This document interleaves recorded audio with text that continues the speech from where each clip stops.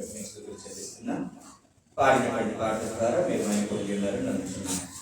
అయ్యా, కొద్ది సమయం మీ యొక్క లేఖనాలను ధ్యానించాలని సిద్ధపడుతుండగా మా యొక్క ప్రతి హృదయ ఆలోచనలను తండ్రి మీ వైపు సాధించటకు కృప చూపించుకొని వేడుకొచ్చున్నాం. దయచేసి తండ్రి వాక్యం వెళ్ళవచ్చుండగా వినగలిగినటువంటి చెవిని, భద్రపరిచినటువంటి హృదయాన్ని, నెమరవేసినటువంటి మనస్సాక్షిని, గైకునేటువంటి జీవితాలను నాకును మా అందరికీ ప్రసాదించమని వేడుకొచ్చున్నాం. మాట్లాడుతున్నది నేను కాదు కానీ తండ్రి మీ యొక్క నోటికి బూరగా వాడుకొని అమూల్యమైనటువంటి మీ యొక్క సంగతులను వెల్లడిపరచమని వేడుకొచ్చున్నాం. బోధించటకు మీ యొక్క ఉపకారాత్మ సహాయమును నాకు మెండుగా ప్రసాదించమని వేడుకొచ్చున్నాం. రావాల్సినటువంటి ప్రియులు అనేకులు ఉన్నారు నాయన. దయచేసి నిజముగా ఆశపడినటువంటి వారందరికీ ఎటువంటి ఆటంకం లేకుండా మీ యొక్క సన్నిధాన భాగ్యమును ప్రసాదించి సమస్త మహిమ ఘనత ప్రభువులు మీరు కొనుమని యేసు దివ్యనామమున ప్రార్థించి వేడుకొంటున్నాము తండ్రి. ఆమేన్. మంచిది. ఈరోజు ఒక చిన్న సంగతిని చూసుకోవడానికి ప్రయత్నం చేద్దాం. జనరల్గా చిన్నపిల్లల్ని అమ్మ కొడుతుందా కొట్టదా? అమ్మ పిల్లల్ని అమ్మ కొడుతుందా? ఏమా తల్లులు కొడతారా? కొట్టినప్పుడు పిల్లలు ఏం చేస్తారు? ఎక్కడికి ఉరుకుతారు? పరుగున వాళ్ళ నాన్న దగ్గర ఉరుకుతారు. ఎక్కడ ఉరుకుతారు? డాడీ అమ్మ కొడుతుంది డాడీ అని చెప్పేసి ఎక్కడ ఉరుకుతారు? డాడీ దగ్గర ఉరుకుతారు. ఒకవేళ డాడీ కొడుతున్నారు అనుకోండి, అప్పుడు ఏం చేస్తారు? పరుగున ఎక్కడికి వెళ్తారు? అమ్మ దగ్గరికి వెళ్తారు. ఎందుకు? మమ్మీ నాకు కాపలా కాస్తుంది, లేదంటే డాడీ నా దెబ్బలను తప్పిస్తాడు. అంటే వాళ్ళు ఏంటి, అక్కడ భయం లేకుండా ఉండగలుగుతారు. ఎక్కడ? మమ్మీ కొట్టేటప్పుడు డాడీ దగ్గర, డాడీ కొట్టేటప్పుడు మమ్మీ దగ్గర వాళ్ళు ఎక్కడుంటారు? చాలా భద్రంగా ఉంటారు, దెబ్బలు తప్పించుకొని ఉండగలుగుతారు. సపోజ్ ఒక వీధిలో మనందరికీ తెలుసు, గల్లీలలో డాగ్స్ ఉంటాయి, వీధి కుక్కలు ఉంటాయి. ఆ వీధి కుక్కలలోకి ఎవరన్నా కొత్త డాగ్ వచ్చింది అనుకోండి, అవి ఏం చేస్తే దాని మీద అరుస్తూనే ఉంటాయి. ఇంకా అప్పుడు ఏం చేస్తుంది? అది దాని తోకను కిందికి చేస్తుంది. అంటే నేను ఓడిపోయాను, ఇంకా నన్ను వదిలేయండి అని చెప్పేసి అది ఒప్పుకుంటుంది. తోకను కిందికి చేసిందంటే కుక్క అది భయపడుతున్నట్లుగా, లేదంటే నేను ఓడిపోయానని ఒప్పుకున్నట్లుగా అది ఒక సంకేతం. ఇంకా నన్ను వదిలిపెట్టండి రా బాబు అని చెప్పేసి అంటుంది అనమాట. అది కూడా ఏం చేస్తుంది? ఆ పొదల్లోకో లేదా మూలకో ఎక్కడో కారు పక్కనో సందులోకి దూరి తను కాపాడుకుంటాం. కానీ మనం గ్రంథంలో ఇటువంటి సందర్భాలను కొన్ని మనం గమనించినట్లయితే, చిన్నపిల్లలు వెళ్ళి నాన్న దగ్గర దాక్కున్నా, చిన్నపిల్లలు వెళ్ళి అమ్మ దగ్గర దాక్కున్నా, ఇదంతా కూడా ఎందుకు దాక్కుంటున్నారంటే వాళ్ళు ఆ పరిస్థితిలో నుంచి తప్పించుకోవడానికి. దాని గ్రంథంలో ఆశ్రయపురము అని చెప్పేసి అంటారు. ఏమన్నారు? ఆశ్రయపురము. ఒకసారి అందరం కూడా ఈ అంశం గురించి ధ్యానించుదాం.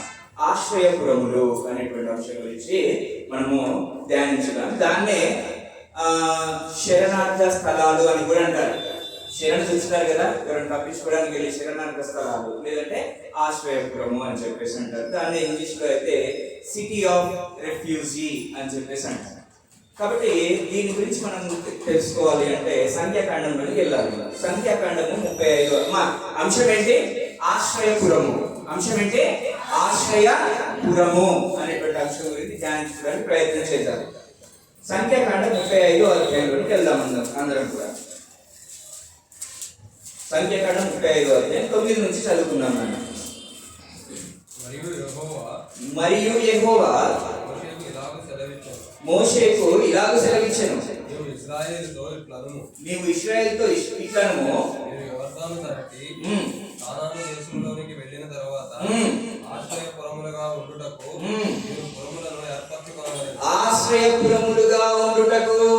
మీరు పురములను ఏర్పరచుకోవాలి. ఏం ఏర్పాటు చేసుకోవాలంట? ఆశ్రయముగా ఉండుటకు మీరు పురములను ఏర్పాటు చేసుకోవాలి. అవే ఆశ్రయపురములు. అమ్మ వింటున్నారా నాన్న? Try to follow. కొద్ది సమయం చెప్తాను, చదువు. పొరపాటున ఒకరిని చంపిన వాడు వాటిలోనికి పారిపోవచ్చు. తీర్పు పొందుటకై నరహంతకుడు సమాజం ఎదుట నిలిచి వరకు వాడు మరణశిక్ష నొందడు. ఇది చాలే.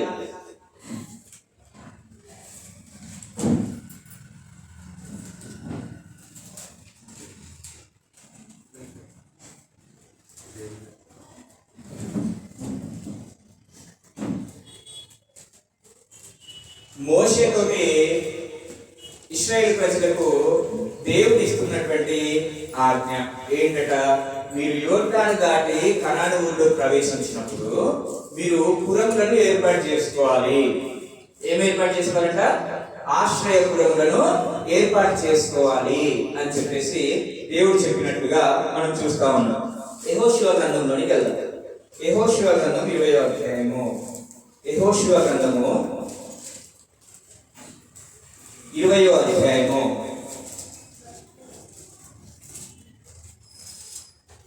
1 నుంచి కొన్ని వచనాలు చదువుతుంది. మరియు యెహోవా యెహోషువకు సెలవిచ్చినదేమనగా, నీవు ఇశ్రాయేలీయులతో ఇట్లనుము, మీకయే పొరపాటున ఒకని చంపిన నరహంతకుడు పారిపోవుటకు మోషే నోట మీతో పలికించిన ఆశ్రయపురములను మీరు ఏర్పరచుకోవాలి. ఇక్కడ చూడండి, ఎప్పుడు ఆజ్ఞించాడు? మోషే కాలంలో దేవుడు ఆశ్రయపురాలను కట్టుకోండి అని చెప్పేసి ఆజ్ఞ ఇచ్చాడు. అది ఎప్పుడు నెరవేర్చబడుతుంది? యెహోషువ కాలంలోనికి వచ్చినప్పుడు, అంటే మోషే తర్వాత వచ్చినటువంటి యెహోషువ కాలంలో ఆ యొక్క పురములను మీరు కన్స్ట్రక్ట్ చేసుకోండి అని చెప్పేసి దేవుడు తిరిగి మళ్ళా గుర్తు చేస్తా ఉన్నాడు. అంటే ఆజ్ఞ ఇచ్చింది మోషే కాలంలో, దాన్ని ఇంప్లిమెంట్ చేసింది ఎక్కడ? యెహోషువ కాలంలో. అని అర్థమవుతుందా? ఉన్నారు అంశంలో ఉన్నారు? మంచిది అమ్మా. ఈ రోజు మన అంశము ఆశ్రయపురం. ఈ ఆశ్రయపురం గురించి మనం సంఖ్యాకాండంలో మోషేతో ఆజ్ఞాపించాడు దేవుడు. దాన్ని యెహోషువ కాలంలో దాన్ని ఇంప్లిమెంట్ చేసినట్టుగా మనము గమనిస్తాము. ఎందుకు ఈ ఆశ్రయపురములు అనేటువంటి దాన్ని మనం ఆలోచన చేసినట్లయితే, నాన్న మా ఇంటి దగ్గర నేను చిన్నగా ఉన్నప్పుడు మా రమేష్ అన్న ఒక ఫ్రెండ్ అన్నట్టు, తను ఓపెన్ కాస్ట్ లో వర్క్ చేసేవాడు. ఓపెన్ కాస్ట్ మైండ్ లో వర్క్ చేసేవాడు. వర్క్ చేసేటువంటి సందర్భంలో జేసీబీ ఉంటుంది కదా, ఆ జేసీబీ వెనకాల ఆయన ఉన్నాడు, అటు పని పురమాయిస్తున్నాడు వర్కర్స్. ఆ జేసీబీ డ్రైవరు అటు నడుపుకుంటూ వెళ్ళేవాడు. చిన్నగా వెనక్కి వచ్చాడు. ఈయన చూసుకోలేదు, ఆయన చూసుకోలేడు. ఆ జేసీబీ వచ్చేసి నన్ను హిట్ చేసింది. హిట్ చేయగానే పక్కన లోయలో పడిపోయి చనిపోయాడు.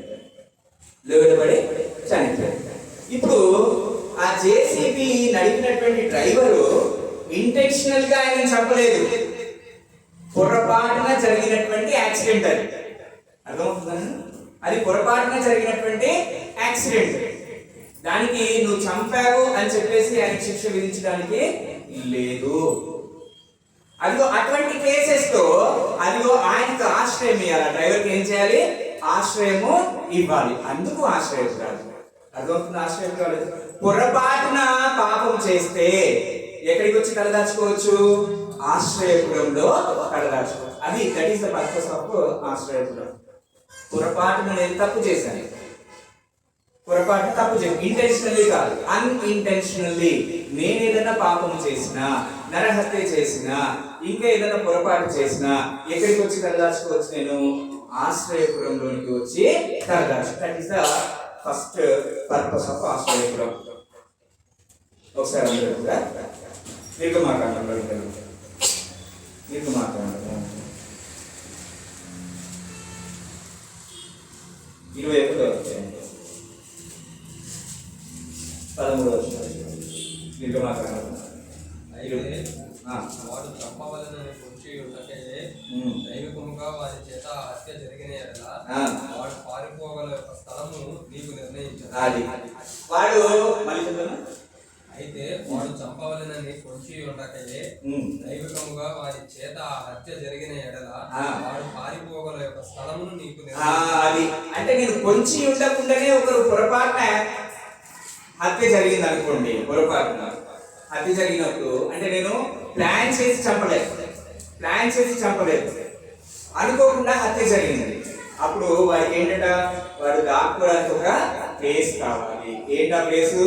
ఆశ్రయపురము. ఆశ్రయపురం ఎందుకు ఇప్పుడు అర్థమవుతుందా మనకి? పొరపాటున ఏదైనా తప్పిదం చేసినట్లయితే, పొరపాటున హత్య చేసినట్లయితే, పొరపాటున పాపం చేసినట్లయితే, పొరపాటున ఇంకేదైనా చేసినట్టు దేవునికి విరోధమైనటువంటి కార్యం ఏదైనా చేసినట్లయితే అప్పుడు ఆయనకి షెల్టర్ పర్పస్ గా మనము ఈ యొక్క ఆశ్రయపురాలను ఏర్పాటు చేసుకోవాలని ఎవరు చెప్పారు?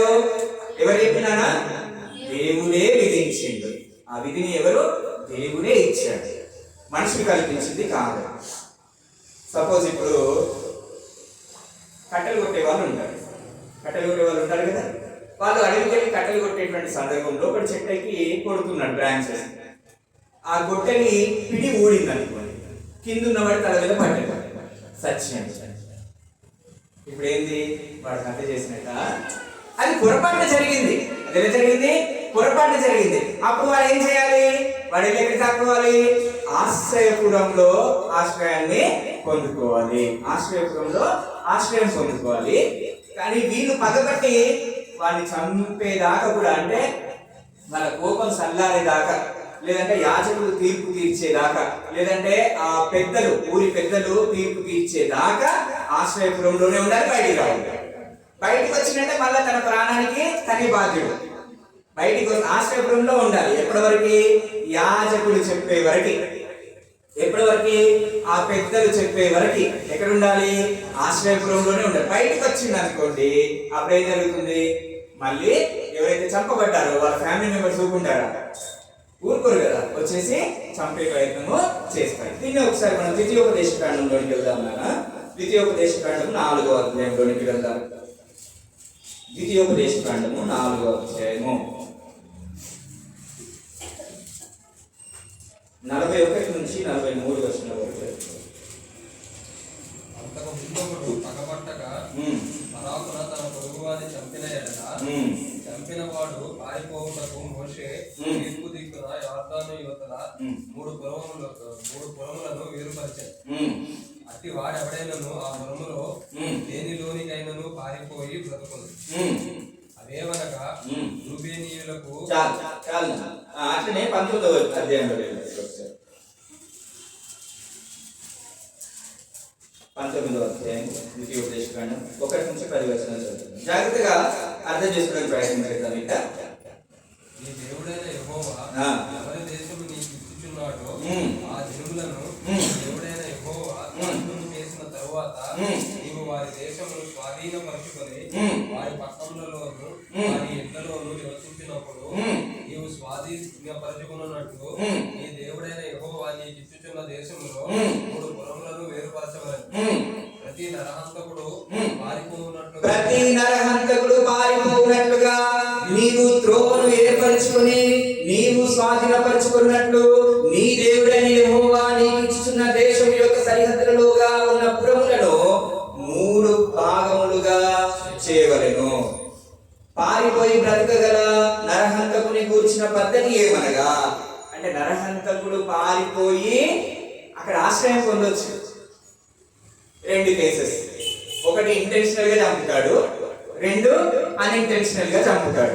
అంతే కదా. చంపడం అనేది ఇంతకుముందు నేను చెప్పినట్టుగా, ఉదాహరణ చెట్టు మీద ఉన్నాడు, లేదంటే ఆ మిషన్ వెనక నుంచి, ఆ డ్రైవర్ వెనక నుంచి కొట్టేసిండు, అది అన్ఇంటెన్షనల్, అది తెలియకుండా జరిగిపోయేది. ఇప్పుడు సెల్ఫ్ డిఫెన్స్ లో తోసేస్తాం. సెల్ఫ్ డిఫెన్స్ చేసినప్పుడు స్త్రీలు కానీ ఎవరి మీద అటాక్ చేసినప్పుడు సెల్ఫ్ డిఫెన్స్ లో ఏమవుతుంది? తోసేటువంటి పరిస్థితి ఉంటుంది. అట్లా అవన్నీ కూడా అన్ఇంటెన్షనల్, అంటే పగబట్టి చేసినవి కాదు, పొరపాటున జరిగినటువంటి వాటి గురించి కొన్ని ఉదాహరణలు ఇక్కడ మనం 5వ వచనంలో చూద్దాం. పొరపాటున చంపిన ఎడల ఒకడు చెట్లు నరుకుటకు తన పొరుగు వానితో కూడా అడవికి పోయి చెట్లు నరుకుటకు తన చేతితో గొడ్డలి దెబ్బ వేసినప్పుడు గొడ్డలి పిడి ఊడి వాడి పొరుగు వానికి తగిలి వాడు చనిపోయిన ఎడల వాడు అంతకు ముందు తన పొరుగు వాని యందు పగబట్టలేదు గనుక వానికి మరణదండన విధి లేదు. పొరపాటున చేసినటువంటి తప్పులకి మరణ శిక్ష అనేటువంటి విధి లేదు. వాడు ఏం చేయాలి? ఎక్కడికి వెళ్ళాలి? ఆశ్రయపురంలోనికి వెళ్ళి ఆశ్రయము పొందుకోవాలి. ఇప్పుడు గర్భిణీ స్త్రీలు ఉంటారు, ప్రసవ వేదన పడుతూ ఉంటారు. ప్రసవ వేదన పడేటువంటి క్రమంలో ఆ నొప్పులు భరించలేక ప్రాణం విడిచారనుకోండి, జరిగినాయి కదా చాలా సందర్భాలు, మనకి తెలుసు. స్త్రీలకు చాలా అనుభవం, అటువంటి చాలా మనం చూస్తూ ఉన్నాం. ఇప్పుడు అది డాక్టర్ తప్పైపోయా, డాక్టర్ హత్య చేసిండు అని చెప్పేసి అందామా? అది న్యాచురల్ గా అనుకోకుండా జరిగిపోయినటువంటి. ఈ మధ్యన మనము కేక్ కట్ చేసేటప్పుడు కూడా ఇట్లా మంటలు అందుకొని కాలినటువంటి వాళ్ళు ఉన్నారు. అది ఇంటెన్షనల్ గా జరిగేది వాళ్ళు. ఇవన్నీ కూడా పొరపాటున జరిగేటువంటి ప్రమాదాలు,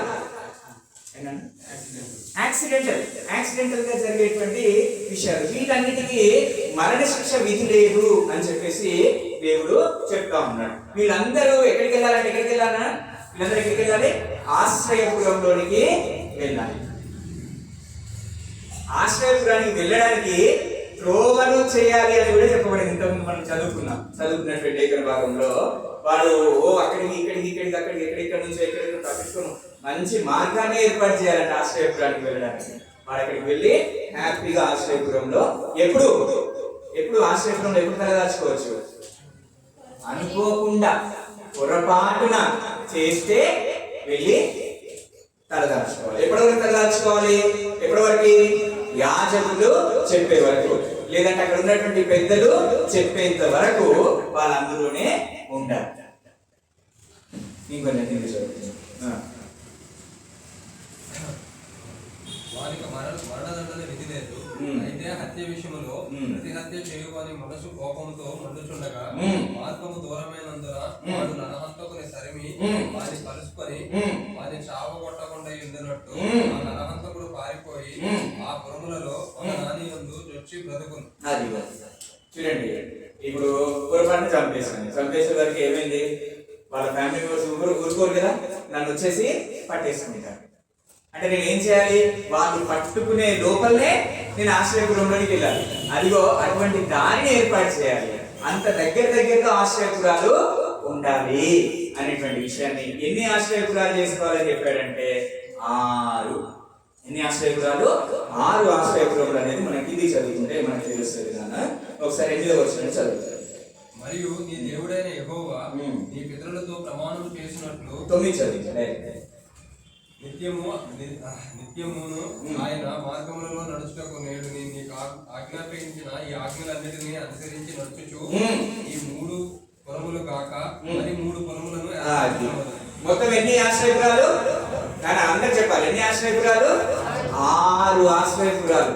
మొదటిగా 3 ఎటువైపు? యోర్దానుకు యువతల వైపు. తర్వాత 3 ఎటువైపు? యోర్దానుకు అవతల వైపు. 3 ఆశ్రయపురములను చేసుకోవాలి. దేనికోసం అంటే దీని మెయిన్ పర్పస్ ఏంటన్నా? మెయిన్ పర్పస్ ఏంటి? పొరపాటున ఎవరైనా తప్పిదం చేసినట్లయితే వాళ్ళు వచ్చి ఎక్కడ ఉండొచ్చు? ఆశ్రయపురంలో ఉండొచ్చు. అది మెయిన్ పర్పస్. ఒకసారి అంటారు సంఖ్యాకాండ 35, సంఖ్యాకాండ 35, 33వ శ్లోకం. సంఖ్యాకాండ 35. రెండు దేశమును అపవిత్రపరచకూడదు. హత్య దేశమును అపవిత్రపరచును కదా. దేశములో చిందిన రక్తము నిమిత్తము చిందించిన వారి రక్తము వలననే ప్రాయశ్చిత్తము కలుగును గాని మరి దేని వలనను కలగదు. మీరు నివసించు దేశమును అపవిత్రపరచకూడదు. అందుకు నేను మీ మధ్యన నివసించుచున్నాను. నిజముగా యెహోవాను నేను ఇశ్రాయేలీయుల మధ్య నివసించుచున్నాను. ఇక్కడ మనం గమనించినట్లయితే మరొకసారి 35 వస్తే 33 వచ్చింది కరెక్ట్. మీరు మరొకసారి మీ 2 దేశమును పవిత్రపరచకూడదు. నరహత్య దేశమును పవిత్రపరచును కదా. దేశములో చిందిన రక్తము నిమిత్తము చిందించిన వారి రక్తము వలనే ప్రాయశ్చిత్తము కలుగును గాని అది దేని వలన కలగదు. మీరు నివసించు దేశమును అపవిత్రపరచకూడదు. అందులో నేను మీ మధ్య నివసించుచున్నాను. నిజముగా యెహోవా అను నేను ఇశ్రాయేలీయుల మధ్య నివసించుచున్నాను. ఇక్కడ మనం గమనించినట్లయితే దేశము అపవిత్రపరచబడకుండా ఒకడు చేసినటువంటి తప్పిదం వలన దేశము మొత్తము, ఆ ప్రాంతము మొత్తము తప్పిదంలో పడకుండా ఉండునట్లుగా రెండవ పర్పస్ ఇది. మొదటి పర్పస్, ఒక వ్యక్తి పొరపాటున తప్పు చేసినట్లయితే వారికి శిక్ష విధించకుండా ఉండడానికి ఆశ్రయపురము. రెండవదిగా ఆ దేశమంతా కూడా ఆ పాపపు రక్తము వలన శాపంగా మారకుండానట్టుగా వెళ్ళి ఆశ్రయపురంలో. ఈ 2 విషయాలలో దేవుడు ఆశ్రయపురాన్ని చేసుకోమని మోషేకు ఆజ్ఞాపించినట్లుగా మనం చూస్తా ఉన్నాం. ఎన్ని ఆశ్రయపురాలన్నా? ఎన్ని? ఆశ్రయపురాలు 6. యోర్దాను నదికి ఇవతల 3, యోర్దాను నదికి అవతల 3. ఈ ఆశ్రయపురాలు ఏంటో చూడడానికి ప్రయత్నం చేద్దాం. ఈ 6 ఆశ్రయపురాలని సింగిల్ లైన్ లో చెప్పడానికి ప్రయత్నం చేస్తూ ఉంటారు. దయచేసి నోట్ చేసుకునేటువంటి వాళ్ళు నోట్ చేసుకోవాల్సిందిగా కోరుచున్నాను. మొదటి ఆశ్రయపురానికి వెళ్దాం. మొదటి ఆశ్రయం లేవికాండం, లేదంటే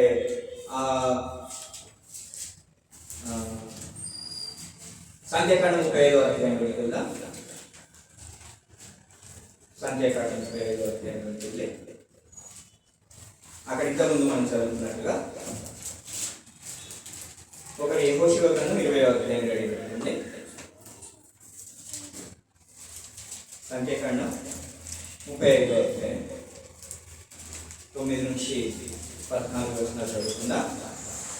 మరియు యెహోవా మోషేకు ఇలాగ సెలవిచ్చెను, నీవు ఇశ్రాయేలీయులతో ఇట్లనుము, మీరు యోర్దాను దాటి కనాను దేశంలోకి వెళ్ళిన తరువాత ఆశ్రయపురములుగా ఉండుటకు మీరు పురములను ఏర్పరచుకొనవలెను. పొరపాటున ఒకని చంపిన వాడు వాటిలోనికి పారిపోవచ్చు. తీర్పు పొందుటకై నరహంతకుడు సమాజం ఎదుట నిలిచి వరకు వాడు మరణ శిక్ష నొందకూడదు. కనుక ప్రతి హత్య చేయువాడు రాకుండా మీకు ఆశ్రయపురములుగా ఉండదు. మీరు ఇయ్యవలసిన ఆశ్రయపురములో 6 ఆశ్రయపురములు ఉండవలెను.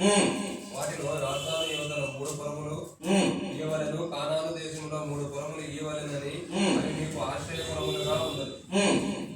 పొరపాటున ఒకరిని చంపిన ఎవడైనను వాటిలోనికి పారిపోవునట్లు ఆ 6 పురములు ఇశ్రాయేలీయులకు పరదేశులకు మీ మధ్య నివసించు వారికి ఆశ్రయమై ఉండదు. ఇక్కడ మనం మళ్ళీ ఒకసారి క్లియర్ చేసుకుందాం. ఎన్ని ఆశ్రయపురాలన్నా? 6 ఆశ్రయపురములు. 6 ఆశ్రయపురములు కట్టుకోవాలి అని చెప్పేసి దేవుడు చెప్తూ ఉన్నాడు. ఇప్పుడు యెహోషువ గ్రంథంలోకి వెళ్తాం. యెహోషువ గ్రంథం 20వ అధ్యాయం 1 నుంచి 9 వచనాలు మనం చదివితే 20. మరియు యెహోవా యెహోషువకు సెలవిచ్చినదేమనగా, నీవు ఇశ్రాయేలీయులతో ఇట్లనుము, తెలియకయే పొరపాటున ఒకరిని చంపిన నరహంతకుడు పారిపోవుటకు నేను మోషే నోట మీతో పలికించిన ఆశ్రయపురములను ఏర్పరచుకొనవలెను. హత్య విషయమై హత్య చేయువాడు రాకపోవునట్లుగా అవి మీకు ఆశ్రయపురములను. ఒకడు ఆ పురములలో ఒకదానికి పారిపోయి ఆ పురము ద్వారము వద్ద నిలిచి ఆ పురము యొక్క పెద్దలు వినున్నట్లు సంగతి చెప్పిన తర్వాత, అదిగో ఏం చెప్పాలంట? పెద్దలు వినున్నట్లుగా తన సంగతి చెప్పాలి. నాన్న ఇవన్నీ మీరు లాస్ట్ కన్క్లూషన్ లో మంచిగా అర్థమవుతాయి. మొట్టమొదటిగా ఆశ్రయపురం. ఎవడన్నా హత్య చేశాడు అనుకోండి, పొరపాటున ఎక్కడికి రావాలి? ఉరుకుంటే ఎక్కడికి రావాలి? ఆశ్రయపురం దగ్గర రావాలి. లోపలికి వెళ్ళడానికి లేదు. ఫస్ట్ ఏం చేయాలి? యాజకులకి తన పరిస్థితిని చెప్పుకోవాలి. చెప్పుకున్న తర్వాత యాజకులు ఏం చేస్తారు? ఆశ్రయపురంలోనికి ఎలో చేస్తారు. ఎలో చేసిన తర్వాత యాజకులు సమాధాన పరుస్తారు. సమాధాన పరిచేత వరకు అక్కడే ఉండాలి. దాని నుంచి బయటకు వచ్చాడు, ఆయనే బాధ్యుడు. ఇప్పుడు ఈ ఆశ్రయపురాలు నఫ్తాలి గోత్రంకి ఒక ఆశ్రయపురము ఇచ్చాడు దేవుడు. ఒకసారి రాస్తున్నాం అందరం కూడా. నఫ్తాలి గోత్రమునకు ఒక ఆశ్రయపురాన్ని ఇచ్చాడు. దాని పేరు కేదేశు. రాసుకునేటువంటి వారు రాసుకోవాలి. నఫ్తాలి గోత్రములో ఉన్నటువంటి వారికి నఫ్తాలి గోత్రమునకు ఇచ్చినటువంటి ఆశ్రయపురం పేరు కేదేశు. దాని అర్థం ఏంటంటే పరిశుద్ధత. ఏంటది? పరిశుద్ధత. కేదేశు అనగా పరిశుద్ధత. నేను పరిశుద్ధులై ఉన్నాను కనుక మీరును పరిశుద్ధులై ఉండండి. నేను పరిశుద్ధులై ఉన్నాను కనుక మీరును పరిశుద్ధులై ఉండండి. అంటే ఆశ్రయపురంలో ఏముంటుంది? పరిశుద్ధత ఉంటుంది. ఆశ్రయపురంలో ఏముంటుందన్నా? పరిశుద్ధత ఉంటుంది. లేవికాండం 19వ అధ్యాయం 2వ వచనం మనం చూస్తాము. నేను పరిశుద్ధులను కనుక మీరును పరిశుద్ధులై ఉండండి అని చెప్పేసాను. రోమీయులకు రాసిన పత్రిక 6వ అధ్యాయం 22వ వచనము. రోమీయులకు రాసినటువంటి పత్రిక 6వ అధ్యాయం 22వ వచనంలో మనం గమనించినట్లయితే, నేను ఇప్పుడు విమోచింపబడి దేవునికి దాసులైనందున పరిశుద్ధత కలుగుటకే ఇదిగో కేదేశు అనేటువంటి ఆశ్రయపురంలో. ఎందుకంట? పరిశుద్ధత కలుగుటకు. కేదేశు అనేటువంటి ఆశ్రయపురము ఎందుకంట? పరిశుద్ధత కలుగుటకు. కాబట్టి కయీను ఉన్నాడు, హేబేలుని చంపిండు. పొరపాటున చంపిండా, పగబట్టి చంపిండా? అమ్మా, కయీను హేబేలుని చంపిండు. పొరపాటున చంపిండా, పగబట్టి చంపిండా? పగబట్టే చంపిండు. ఇంకా ఆయన ఆశ్రయపురానికి వచ్చినా గానీ దేవుడు, మనం అక్కడ ఉన్నటువంటి జిల్లాలో ఉన్నటువంటి సందర్భాలను చదువుకుంటే, ఆయనను పెద్దలు ఏం చేయాలంటే ఆ కుటుంబానికి అప్పగించేయాలంట. చంపేయాల్సిందే. ఇది పొరపాటున కాకుండా ఇంటెన్షనల్ గా పాపము చేస్తే ఏం చేయాలంటే అక్కడికి వచ్చినా గానీ పెద్దలు ఏం చేయాలి? ఆయన తీసుకుపోయి అప్పగించేయాలా. అప్పగించేస్తే ఆ కుటుంబం వారు మరణ శిక్షిస్తే మరణ శిక్ష, క్షమాభిక్ష పెడితే క్షమాభిక్ష. కాబట్టి పరిశుద్ధత కేదేశు దేన్ని సూచిస్తున్నానా? పరిశుద్ధతను సూచిస్తా ఉంది. అంటే దేవుడు ఎంత పరిశుద్ధంగా ఉన్నాడో మనకు కూడా అంత పరిశుద్ధంగా ఉండాలి అని చెప్పి ఈ కేదేశు అనే ఆశ్రయపురము మనకు నేర్పిస్తా ఉంది. అందుకనే కొరింథీయులకు రాసినటువంటి మొదటి పత్రిక 1:31 దేవుడు ఏమంటున్నాడు అక్కడ?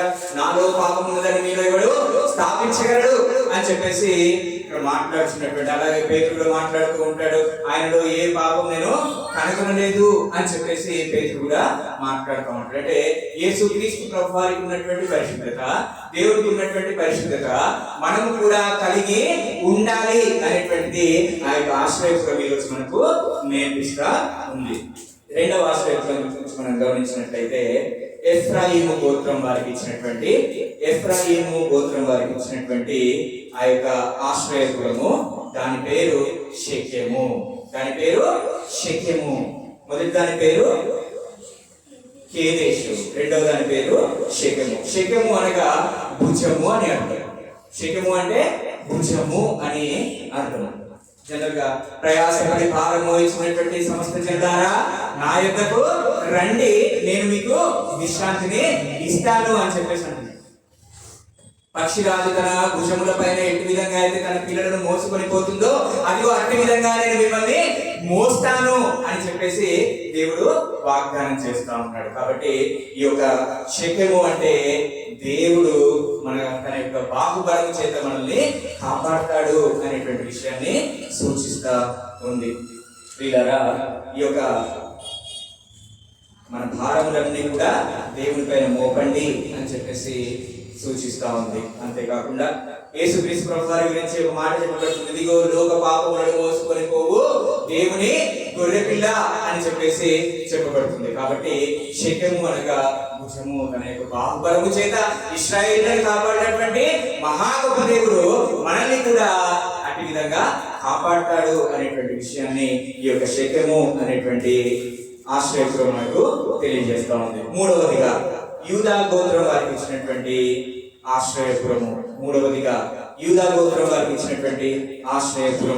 దాన్నే హెబ్రోను అని చెప్పేసి అంటారు. దానికి సహవాసము అని పేరు. ఏం పేరు దానికి? సహవాసం. మొదటిది పరిశుద్ధత, రెండవదిగా భుజము, మూడవదిగా సహవాసము. మన సహవాసం ఎవరితోనూ? దేవుడితోనూ, క్రీస్తుతోనూ, పరిశుద్ధాత్మ. ఈ ముగ్గురితో మన యొక్క సంఘముతోనూ మన యొక్క సహవాసం అయి ఉండాలి. కానీ దుష్ట సాంగత్యము మంచి నడవడిని చెరుపును అని చెప్పేసి లేఖనము సెలవిస్తా ఉంది. కాబట్టి మన యొక్క సహవాసము ఎవరితో ఉండాలి అనేటువంటి దాన్ని ఈ యొక్క ఆశ్రయపురము యూదా గోత్రం వారికి ఇచ్చినటువంటి ఆశ్రయపురం. హెబ్రోను సహవాసము అని చెప్పేసి అంటా ఉంటారు. హెబ్రోను సంఘము కాదు, ఆ గుర్తు పెట్టుకోవాలి. హెబ్రోను అనేది ఒక ప్రాంతము, ఆ ప్రాంతంలో ఆశ్రయపురము అనేటువంటి ఒక పురము నిర్మించుకోవాలి. అంతేగాని దానికి సహవాసము అని పేరు. అంతేగాని హెబ్రోను సంఘము అంటే కాదు. బాగా గుర్తు పెట్టుకోవాలి. సంఘము నా రక్తం ఇచ్చి సంపాదించిన నా సంఘము అని దేవుడు చెప్పాడు. అంటే యేసుక్రీస్తు ప్రభువు వారు చెప్పారంటే అది ఖచ్చితంగా క్రీస్తు సంఘమే అవుతుంది.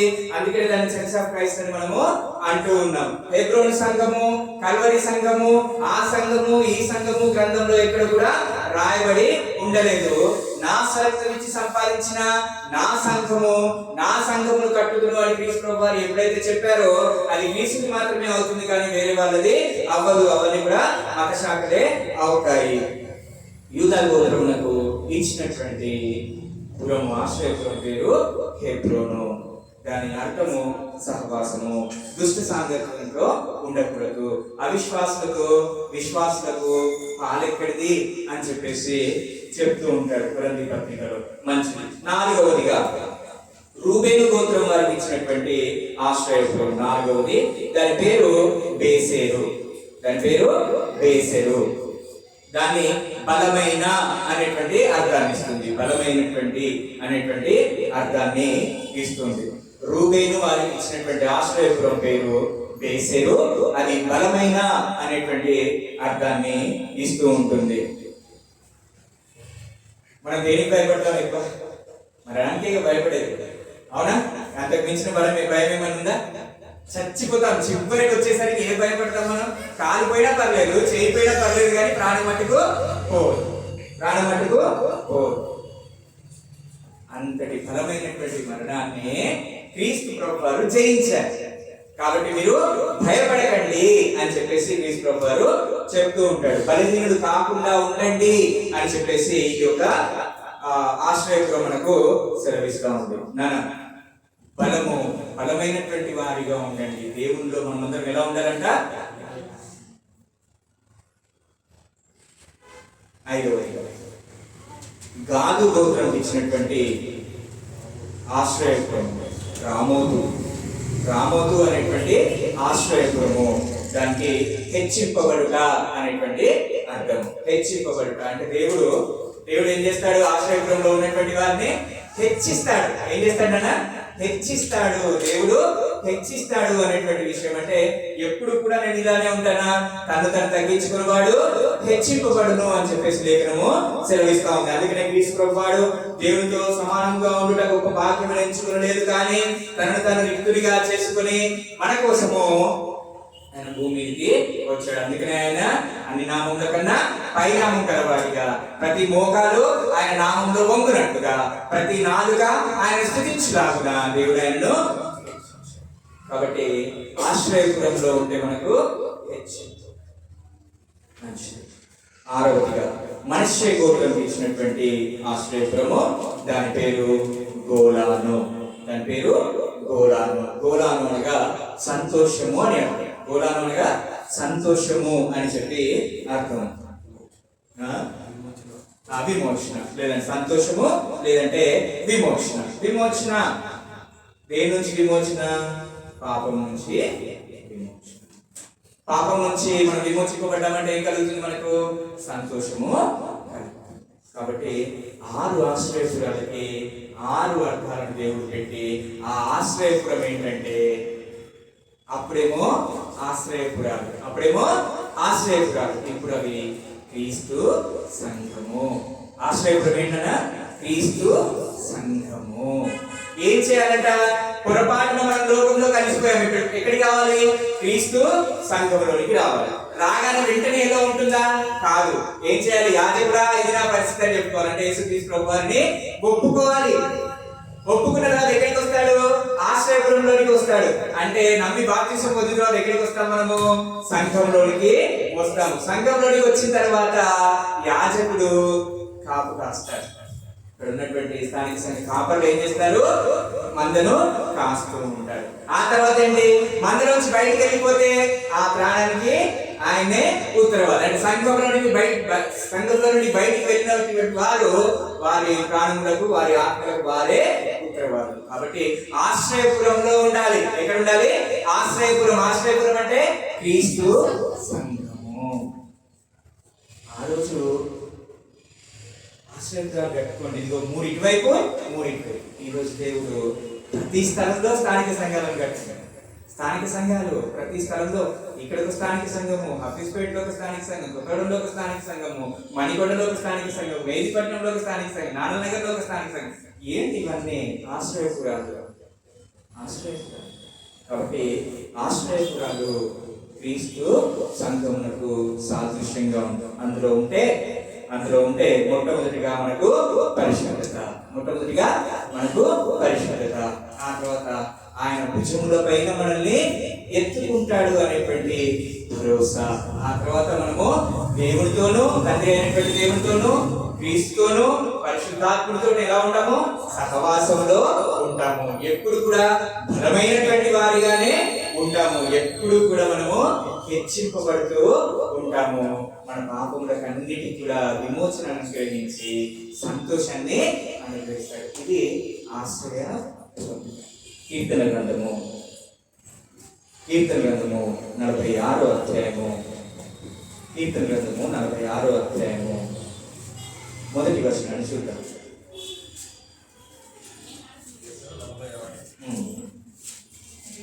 దేవుడు మనకు ఆశ్రయమును దుర్గమునై ఉన్నాడు. ఆపత్కాలంలో ఆయన నమ్మకొనదగిన దేవుడు మనకు ఆశ్రయపురమై ఉన్నాడు. దేవుడు మనకు ఆశ్రయమై ఉన్నాడు. క్రీస్తు సంఘము మనకు ఆశ్రయమై ఉన్నది. ఆశ్రయపురం అంటే ఏంటి? అప్పుడు ఆశ్రయపురం ఎవరికి ఇచ్చాడు? దేవుడు ఇశ్రాయేలుకి ఇచ్చాడు. ఇప్పుడు మనకేమి ఇచ్చాడు? క్రీస్తు సంఘం. క్రీస్తు సంఘంలో ఉంటే అదిగో ఆ 6 ఏవైతే మనం వివరించుకున్నామో ఆ 6 మనకు కలుగుతాయి. కాబట్టి అట్టి క్రీస్తు సంఘంలో మనం అందరం కూడా ఉండాలి. అట్టి ఆశ్రయపురంలో మనం అందరం కూడా ఉండాలి. కాదని బయటికి వెళ్తే మన ఆత్మకి మనమే ఉత్తరవాదం అవుతాం. కాబట్టి ఎప్పుడు కూడా సంఘానికి అంటు కట్టబడి ఉండాలి. సంఘమే పోషిస్తుందంట. సంఘ యాజకులే కాపుదలగా ఉంటారంట. పెద్దలే సమాధాన పరుస్తారు. అంటే ఇక్కడ ఉన్నటువంటి పెద్దలు ఏం చేస్తారు? దేవుడితో నువ్వు చేసినటువంటి పొరపాటు గురించి ప్రార్థనలు, యాచనలు చేస్తా ఉంటారు. కాబట్టి సంఘంతో ఎప్పుడు కూడా అందరూ కూడా అంటు కట్టబడి ఉంటాం. అంటే దేవుడు మనందరికీ అనుగ్రహించిన కనుక ఆమేన్.